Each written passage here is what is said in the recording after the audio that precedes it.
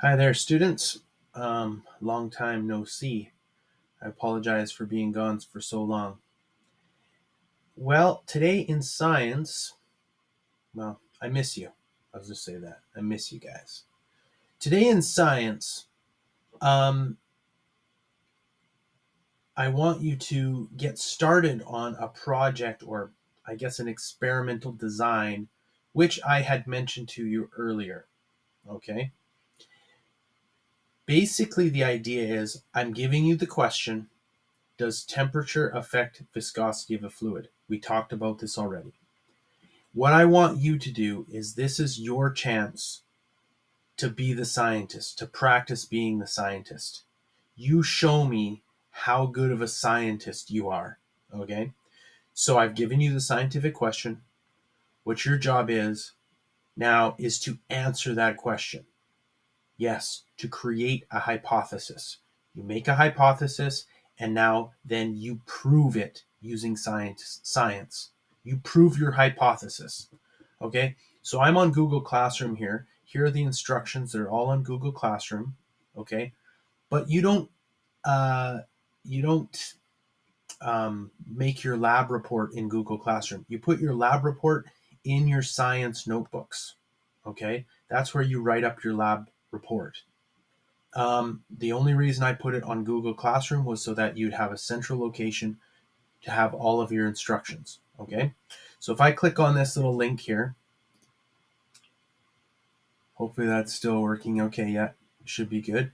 This is, I guess, your rubric or instructions. And on here, there are five, 5 videos of ways potentially you could um, make or perform this experiment.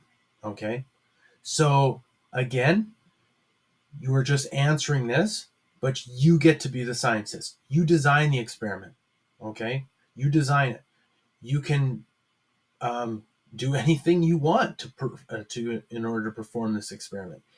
These videos are 5 different ways that you could perform the experiment. Okay. There are 5 different ways, but you choose.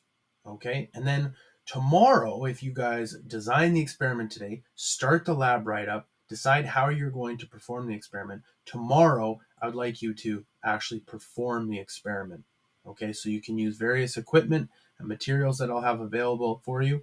But if you need equipment that you need to bring in or you need different materials to bring in, you're going to have to plan to bring those in. All right. So once again, you have the chance to be the scientist.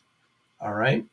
Um, Hopefully, the substitute teacher will go through some of these with you and we'll watch the videos with you so you can get an idea of how you want to do the lab write up. You're welcome to work in partners or small groups, maybe groups of 3. However, you all individually still need to have your own write up. You need to write up your own lab report in your science notebook. You can perform the experiment together. You're going to record the experiment to show me, or you can perform it in front of me.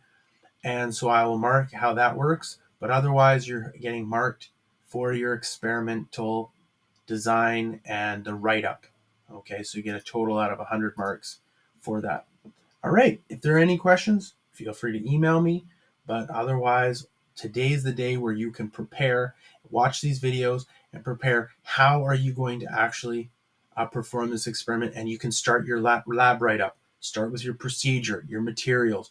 What's your manipulated variable? What's your responding variable? What are your controlled variables? All of these things you're going to want to get in order before you start your experiment. All right. Hopefully, this makes sense. Have a great rest of the day. Hopefully, I'll see you Friday. I'm not sure.